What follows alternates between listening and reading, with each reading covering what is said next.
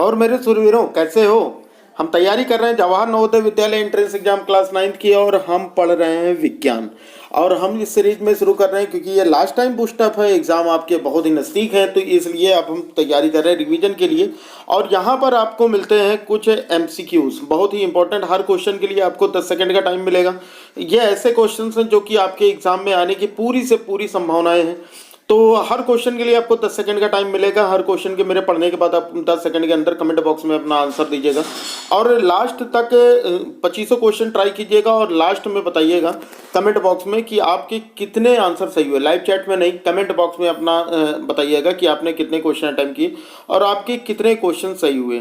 ठीक है, तो चलो फिर शुरू करते हैं। लेकिन शुरू करने के पहले आप लोगों से रिक्वेस्ट है कि अगर आपने अभी तक वीडियो को लाइक नहीं किया तो वीडियो को लाइक कर दीजिए। वीडियो का लाइक टारगेट 100 प्लस वीडियो का लाइक टारगेट है, तो वीडियो को अभी से ही लाइक कर दीजिए। और अगर चैनल पर नए हो बच्चा, तो चैनल को सब्सक्राइब कर बेल आइकन को प्रेस कर लो, ताकि हमारे हर क्लास की नोटिफिकेशन आपको मिलती रहे। साथ ही साथ अगर आप बेसिक कॉन्सेप्ट पढ़ना चाहते हो या फिर आप आगे क्लास 9th के लिए कोचिंग करना चाहते हो, तो उसके लिए अपना एक दूसरा चैनल है पढ़ लिया। ठीक है, तो पढ़ लिया का लिंक भी डिस्क्रिप्शन में दिया गया है, जाकर उसे भी सब्सक्राइब कर लीजिए और उसका बेल आइकन प्रेस कर लीजिएगा, ताकि वहाँ पर जैसे ही आपकी नवोदय के एग्जाम होते हैं वैसे ही वहाँ पर आपके 9th की क्लासेस शुरू हो जाएंगी। ठीक है, तो चलो फिर हम लोग आज के क्वेश्चन शुरू करते हैं क्वेश्चन नंबर 1 से। तो क्वेश्चन नंबर 1 क्या दिया गया कि खरीफ की फसल उगाई जाती है। पहला क्वेश्चन है, खरीफ की फसल उगाई जाती है। आपके ऑप्शन से ए सर्दियों में, बी बरसात में, सी गर्मियों में, या डी ए व बी दोनों में। और आपका समय शुरू होता है आप।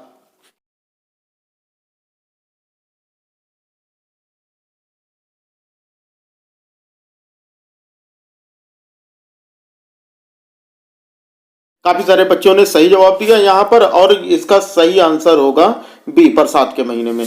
तो याद रखना कि जो खरीफ की फसल होती है ना, वो बरसात के मौसम में बोई जाती है, यानी कि जून से जुलाई के बीच में बोया जाता है।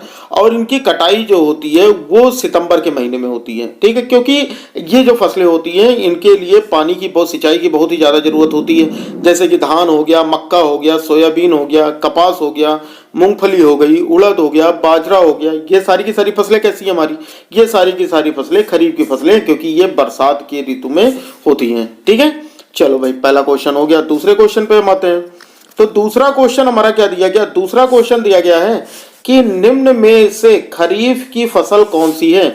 अब यहां पर आपको बतानी है खरीफ की फसल कौन सी है। मैंने अभी आपको बताया था, अगर आपने पहले वाले क्वेश्चन का एक्सप्लेनेशन डिटेल में सुना होगा, कायदे से सुना होगा, तो आपको पता हो गया होगा। ए है मूंगफली, बी गेहूं, सी मटर, या फिर डी सरसों। चलिए, आपका समय शुरू होता है आप।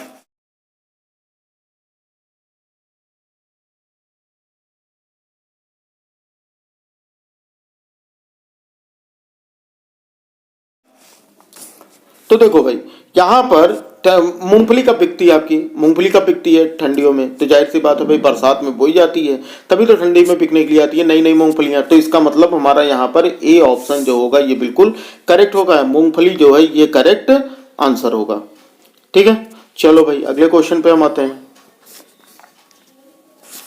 अगला क्वेश्चन दिया गया है कि रबी की फसल किस माह के दौरान बोई जाती है। रबी की फसल किस माह के दौरान बोई जाती है? ए जून जुलाई, बी जनवरी फरवरी, सी अगस्त सितंबर, या फिर डी अक्टूबर नवंबर। चलिए भाई, सभी लोग बताइएगा रबी की फसल कब बोई जाती है, और आपका समय शुरू होता है अब।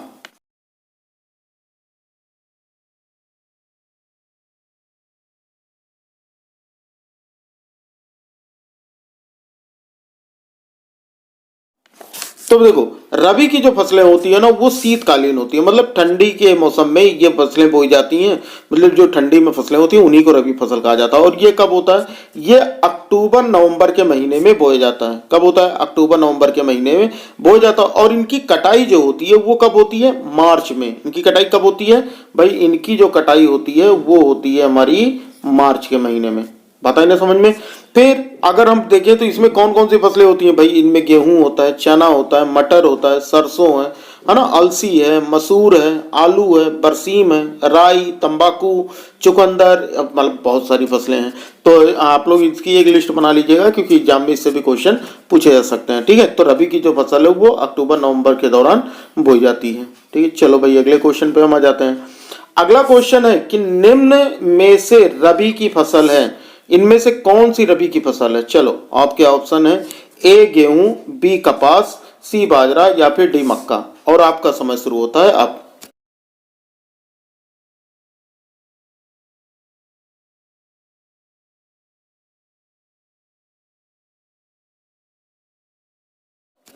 तो बिल्कुल सही आपका जवाब था भाई। आप लोगों ने पहले भी बहुत ध्यान से सुनी सारी चीजें, ये बहुत ही अच्छा है कि आप क्वेश्चन के एक्सप्लेनेशन भी सुनते हो ना, क्योंकि सुना करो उससे भी काफी सारे क्वेश्चन आपके तैयार हो जाएंगे। तो यहाँ पर जो आपका ऑप्शन होगा वो ए जो होगा ये बिल्कुल सही होगा।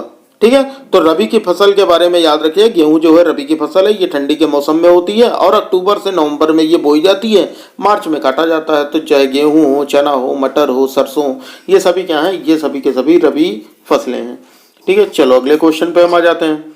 अगला क्वेश्चन क्या दिया गया है कि रबी की फसलों के सही समूहों की पहचान कीजिए। अब देखो, बहुत ध्यान से देखना, रबी की फसलें हैं ना, उनके सही समूह की पहचान करना है। आपके ऑप्शन है ए गेहूं चना मटर, बी मूंगफली सरसों सोयाबीन, सी बाजरा धान मटर और डी है सरसों अलसी या कपास। और आपका समय शुरू होता है अब।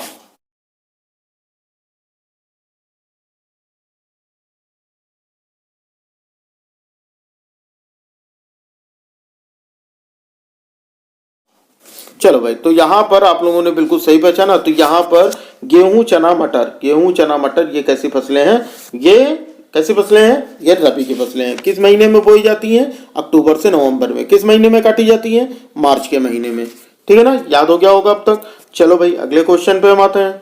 अगला क्वेश्चन हमें क्या दिया गया, अगला क्वेश्चन दिया गया है कि जुताई कृषि के लिए मिट्टी तैयार करने की एक विधि है। जुताई कृषि के लिए मिट्टी तैयार करने की एक विधि है। अब देखो, जुताई मतलब ये कैसी विधि है। ए खरपतवार का नाश, बी जड़ का मिट्टी में गहराई से प्रवेश, सी जड़ों में सुचारू रूप से श्वसन या फिर डी है उपरोक्त सभी। चलो भाई आपका समय शुरू होता है अब।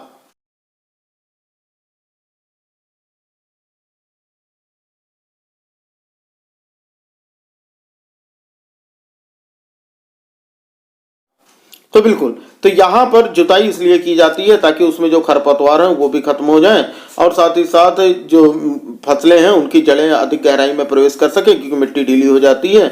और जब मिट्टी ढीली रहेगी तो उसमें हवा भी ज़्यादा जा पाएगी, तो जड़ें जो होगी वो आसानी से सांस भी ले पाएंगी। तो इसका मतलब यहाँ पर हमारा डी ऑप्शन जो होगा ये बिल्कुल करेक्ट होगा। तो 6 का डी ऑप्शन जो है वो बिल्कुल करेक्ट होगा। चलो भाई अगले क्वेश्चन पे हम आ जाते हैं। अगला दिया गया है जुताई एक प्रक्रिया है जिसमें किया जाता है। जुताई एक प्रक्रिया, उसमें क्या किया जाता है। ए है मिट्टी को उल्टा पुल्टा व पोला किया जाता है, बी मिट्टी को समतल किया जाता है, सी फसलों की सिंचाई की जाती है, डी उपरोक्त में से कोई नहीं। चलो भाई, तो आपका समय शुरू होता है अब।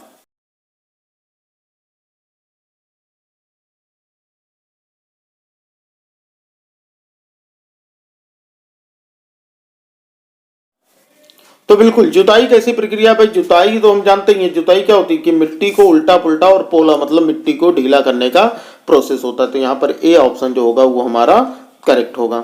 अगले क्वेश्चन पे आते हैं। अगला क्वेश्चन दिया गया है मिट्टी में बीज फैलाने की प्रक्रिया कहलाती है।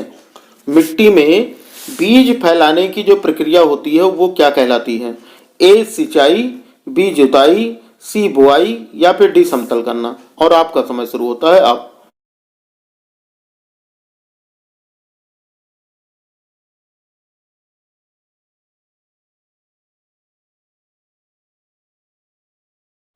तो मिट्टी में जो बीज फैलाने की प्रक्रिया होती है उसे हम बोलते हैं बुआई, क्योंकि जुताई के बाद फिर उसके बाद बुआई होती है। तो भाई जो सीड्स लगाए जाते हैं, जो बीज लगाए जाते हैं, उनको हम क्या बोलते हैं, बुआई बोलते हैं। तो यहाँ पर हमारा ऑप्शन सी जो होगा ये बिल्कुल करेक्ट होगा। अगले क्वेश्चन पे आ जाते हैं हम। अगला क्वेश्चन दिया गया है कि बीज बोने की आधुनिक विधि है। बीज बोने की आधुनिक विधि कौन सी है। ए कीप द्वारा, बी हल द्वारा, सी टिलिंग द्वारा या डी सी ड्रिल। और आपका समय शुरू होता है अब।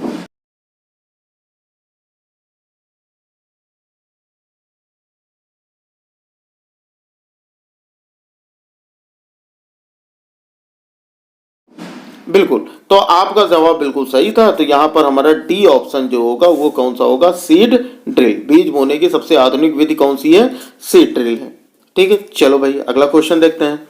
अगला क्वेश्चन दिया गया है कि जैविक खाद है, जैविक खाद कौन से हैं, ए कार्बनिक पदार्थ, बी अकार्बनिक पदार्थ, सी लवण, या फिर डी ए और बी दोनों। चलो जैविक खाद क्या है, और आपका समय शुरू होता है अब।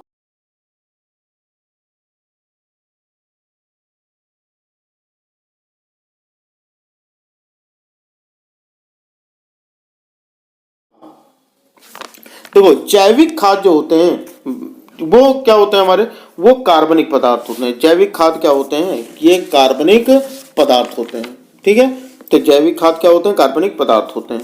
चलो भाई अगला, तो ए ऑप्शन हमारा यहाँ पर करेक्ट होगा। अगले क्वेश्चन पे आ जाते हैं। अगला क्वेश्चन दिया गया है कि सीड ड्रिल में बीजों की बुआई इसकी सहायता से की जाती है। ठीक है, सीड ड्रिल में बीजों की बुआई इसकी सहायता से की जाती है। किसकी सहायता से की जाती है बताना है, ए कीप द्वारा, बी हल द्वारा, सी ट्रैक्टर द्वारा, या डी पाटल द्वारा। सीड ड्रिल से बीजों की बुआई किसकी सहायता से की जाती है, और आपका समय शुरू होता है अब।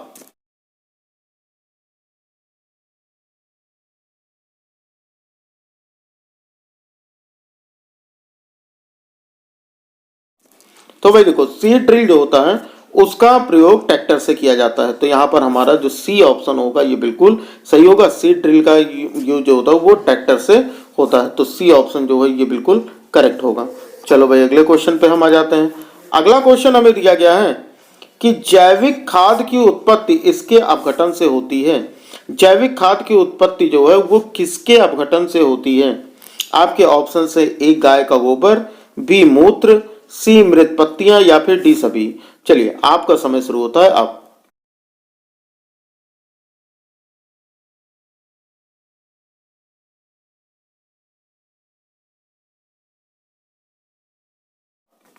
बिल्कुल, तो जैविक खाद जो होते हैं वो हमें प्राकृतिक रूप से प्राप्त होते हैं, मतलब प्रकृति में जो चीजें मिली हैं उनसे हम बनाते हैं। ठीक है, तो उन्हें हम जैविक खाद बोलते हैं। तो जैविक खाद जो होता है वो गाय के ऊपर मूत्र, मृत पत्तियां, जितनी भी सड़ी गली चीजें हैं सबसे मिलकर बनती हैं।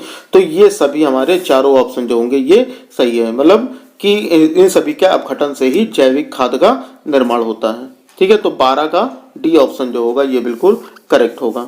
चलो भाई अगले क्वेश्चन पे हम जाते हैं। अगला क्वेश्चन हमें दिया गया कि विशिष्ट पोषक तत्व, क्या दिया गया है, विशिष्ट पोषक तत्व से समृद्ध रासायनिक पदार्थ क्या कहलाते हैं। विशिष्ट पोषक तत्व से समृद्ध रासायनिक पदार्थ क्या कहलाते हैं। तो आपका ऑप्शन है, ए जैविक खाद, बी है उर्वरक, सी है अपघटित पदार्थ, या डी इनमें से कोई नहीं। विशिष्ट पोषक तत्व से समृद्ध रासायनिक पदार्थ क्या कहलाते हैं, और आपका समय शुरू होता है अब।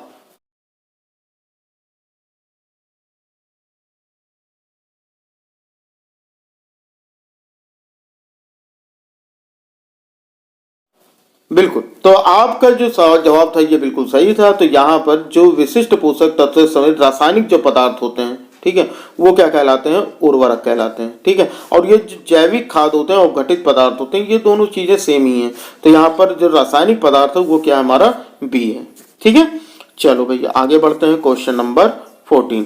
तो क्वेश्चन नंबर 14 क्या दिया गया, क्वेश्चन नंबर 14 दिया गया है कि उर्वरक हेतु, क्वेश्चन नंबर 14 है कि उर्वरक हेतु निम्न में से क्या असत्य है। उर्वरक हेतु निम्न में से क्या असत्य है। इसमें 4 ऑप्शन है, इनमें से कोई एक असत्य है, और आपको बहुत ध्यान से सुन के अपना आंसर देना है।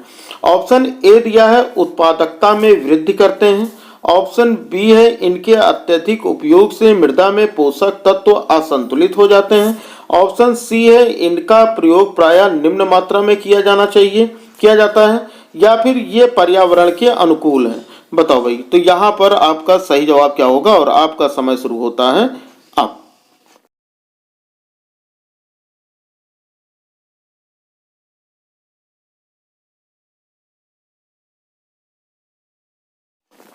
चलो, तो उर्वरक जो होते हैं, ठीक है, उर्वरक के लिए कौन सा असत्य है तो ये बताना है। तो उर्वरक जो है ये पर्यावरण के अनुकूल नहीं होते हैं। तो यहाँ पर हमारा डी ऑप्शन जो होगा ये क्या होगा, असत्य होगा। कि उर्वरक जो होते हैं वो पर्यावरण के अनुकूल नहीं होते, ये पर्यावरण को नुकसान पहुंचाते हैं। तो यहाँ पर हमारा डी ऑप्शन सही होगा। बाकी चीजें तो सही है कि ये उत्पादकता में वृद्धि करती हैं, ठीक है, और इनके अत्यधिक उपयोग से जो मिट्टी में पोषक तत्व होते हैं वो भी असंतुलित हो जाते हैं, और इनका जो प्रयोग है वो बहुत ही कम मात्रा में किया जाता है, ज्यादा मात्रा में जैविक खाद का प्रयोग किया जाता है, क्योंकि ये पर्यावरण के लिए अनुकूल नहीं होते हैं, ठीक है ना। तो यहाँ पर यह असत्य पूछ रहा था, तो यही असत्य हमारा डी जो दिया गया ये पर्यावरण के अनुकूल है, जबकि क्या होता है उर्वरक जो होते हैं वो पर्यावरण के अनुकूल नहीं होते हैं, ठीक है। तो ये हमारा हो गया क्वेश्चन नंबर 14। आगे आते हैं भाई क्वेश्चन नंबर 15 पर। क्वेश्चन नंबर 15 बहुत ही आसान है, सभी का जवाब यहाँ पर सही आना चाहिए कि फसलों को पानी देना कहलाता है। फसलों को पानी देना क्या कहलाता है? ये तो बिना ऑप्शन के आप बता दोगे। आपके ऑप्शन से ए बुआई, बी खाद मिलाना, सी निराई करना, या फिर डी सिंचाई करना। और आपका समय शुरू होता है अब।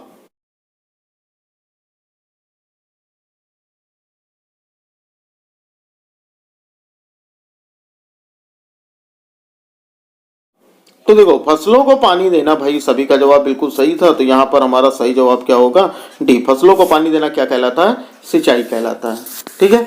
चलो अभी तक आप लोगों ने बहुत ही अच्छा प्रयास किया, अभी आगे भी और भी क्वेश्चंस हैं उनको भी ट्राई कीजिएगा। लेकिन टारगेट याद रखिएगा कि 100+ लाइक्स का टारगेट है, और अभी तक आप लोगों ने पूरा कंप्लीट नहीं किया, तो वो 100 लाइक्स का टारगेट कंप्लीट कीजिए। और जो जिन बच्चों ने अभी तक चैनल को सब्सक्राइब नहीं किया वो चैनल को सब्सक्राइब कर बेल आइकन को जरूर प्रेस कर लें, और पढ़ लिया का भी लिंक डिस्क्रिप्शन में जाकर उसको भी सब्सक्राइब कर लेना, ठीक है ना, क्योंकि सारी चीजें आप ही लोगों के लिए बनाई जा रही हैं, तो इसलिए जरूर से जरूर सभी चीजों पर ध्यान दीजिए। चलो भाई अगला क्वेश्चन हम देखते हैं। अगला क्वेश्चन काफी बड़ा है। ये कह रहा है सिंचाई की वह व्यवस्था जिसमें जल को पादप की जड़ों में बूंद बूंद करके पहुंचाया जाता है वो क्या कहलाता है? यानी ये जो पानी सिंचाई की व्यवस्था होती है ना कि बूंद बूंद करके पानी की जड़ों में मतलब पादप की जड़ों में पौधों की जड़ों तक पानी पहुंचता है, उस प्रक्रिया को हम क्या बोलते हैं? ए पुली तंत्र, बी ड्रिप तंत्र, सी छिड़काव, या फिर डी उत्तोलक तंत्र। चलिए भाई और आपका समय शुरू होता है आप।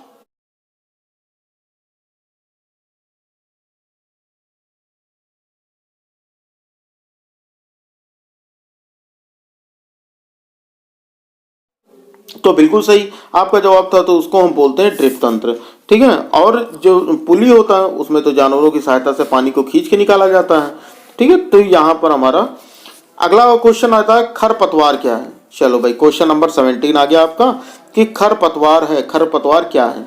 ए मुख्य फसली पादप, बी कीड़े मकोड़े, सी पादप के फसल के साथ उगने वाले अवांछित पौधे, या फिर डी रासायनिक पदार्थ। और आपका समय शुरू होता है आप।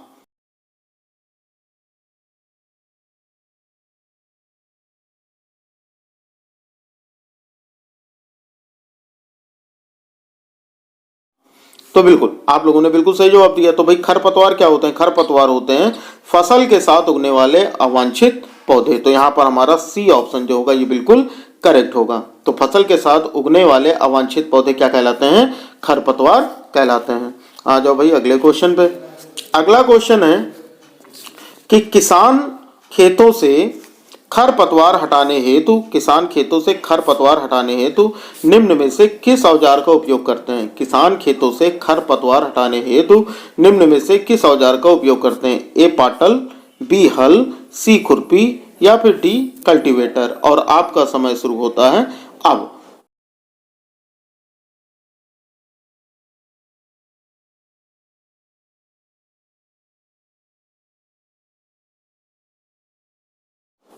तो बिल्कुल सही आपका जवाब बिल्कुल सही था, क्योंकि जो किसान होते हैं वो खरपतवार हटाने के लिए खुरपी का प्रयोग करते हैं। तो यहाँ पर सी ऑप्शन जो होगा ये हमारा बिल्कुल करेक्ट होगा, ठीक है। खुरपी जो होगा ये क्या होगा? करेक्ट आंसर होगा।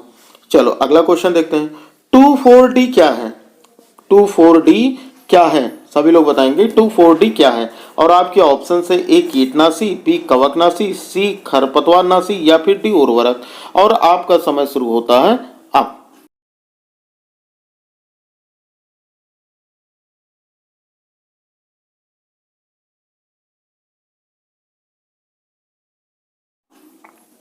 तो डी 2,4-D क्या है? तो बिल्कुल आपका जवाब बिल्कुल सही है कि ये होता है खरपतवार नाशी होता है। 2,4-D क्या होता है? खरपतवार नाशी होता है। तो यहाँ पर हमारा सी ऑप्शन बिल्कुल सही है। ठीक है, चलो आगे हम पढ़ते हैं भाई। अगला क्वेश्चन हमारा क्वेश्चन नंबर 20। तो क्वेश्चन नंबर 20 दिया गया है कि भूसे से अनाज को पृथक करने की प्रक्रिया कहलाती है। भूसे से अनाज को पृथक करने की प्रक्रिया कहलाती है। ए चालना, बी फटकना, सी थ्रेसिंग या फिर डी हाथ द्वारा चुनना। तो भूसे से अनाज को पृथक करने की प्रक्रिया क्या कहलाती है? और आपका समय शुरू होता है अब।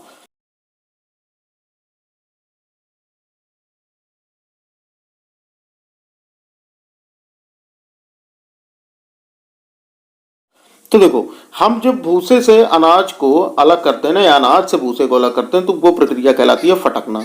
ठीक है, देखे होंगे कि एक लोग कपड़े से या पंखे से, है ना, उसको फटकते हैं तो उसमें से क्या होता है कि जो भूसा होता है उड़ के अलग चला जाता है, अनाज जो होता है वो नीचे गिर जाता है। तो वो क्या कहलाता है? हमारा फटकना। यानी कि बी ऑप्शन जो होगा ये बिल्कुल करेक्ट होगा। चलो भाई अगले क्वेश्चन पे हम जाते हैं। अगला क्वेश्चन हमारा दिया गया, विटामिन सी की कमी से कौन सा रोग होता है? विटामिन सी की कमी से कौन सा रोग होता है? आपके ऑप्शन है ए रक्ताल्पता, बी रिकेट्स, सी स्कर्वी या डी है जीरोप्थैल्मिया। और आपका समय शुरू होता है अब।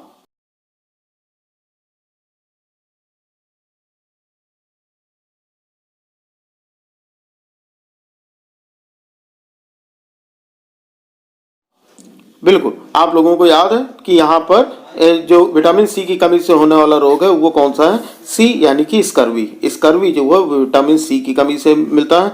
और विटामिन सी का अच्छा स्रोत कौन से होते हैं? जितने भी खट्टे फल होते हैं वो क्या होते हैं कि विटामिन सी के अच्छे स्रोत होते हैं। जैसे नींबू हो गया, संतरा हो गया, है ना, जो भी खट्टे पदार्थ होते हैं, टमाटर हो गया, तो यहाँ पर विटामिन सी के अच्छे स्रोत होते हैं। चलो भाई अगला क्वेश्चन देखते हैं।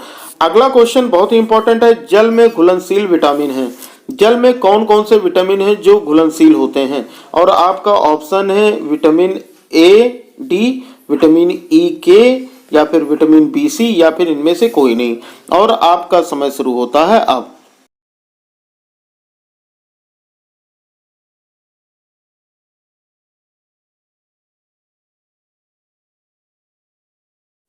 तो इसका सही जवाब होगा vitamin B C.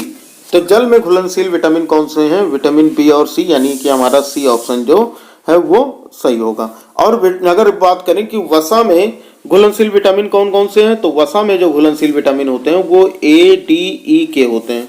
A D E के वसा में घुलनशील होते हैं, और जल में घुलनशील जो होते हैं वो बी और सी होते हैं। यानी यहाँ पर हमारा सी ऑप्शन जो होगा ये बिल्कुल करेक्ट होगा। चलो भाई अगले क्वेश्चन पे आ जाते हैं।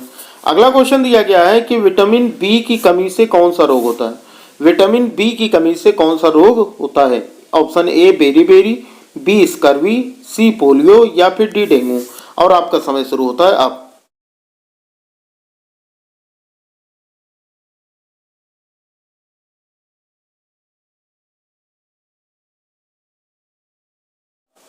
बिल्कुल विटामिन बी की कमी से होने वाला रोग है बेरी। विटामिन बी की कमी से कौन सा रोग होता है? विटामिन बी की कमी से बेरी रोग होता है। ठीक है, चलो आगे बढ़ते हैं। विटामिन बी की कमी से बेरी रोग होता है। विटामिन सी की कमी से स्कर्वी रोग होता है। चलो आगे बढ़ो भाई। विटामिन ए की कमी से कौन सा रोग होता है? चल, विटामिन ए की कमी से कौन सा रोग होता है? और आपके ऑप्शन से ए रिकेट्स, बी रतौंधी, सी स्कर्वी या फिर डी बेरी। विटामिन ए की कमी से कौन सा रोग होता है? और आपका समय शुरू होता है अब।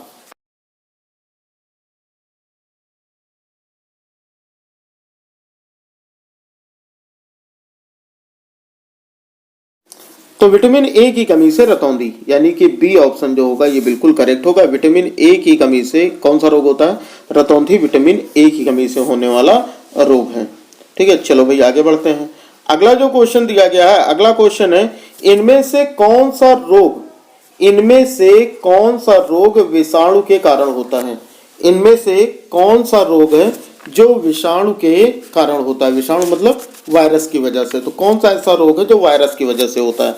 आपका ऑप्शन ए है हैजा, ऑप्शन बी है टाइफाइड, ऑप्शन सी है पोलियो या फिर ऑप्शन डी है नींबू का कैंकर रोग। तो आपका समय शुरू होता है अब।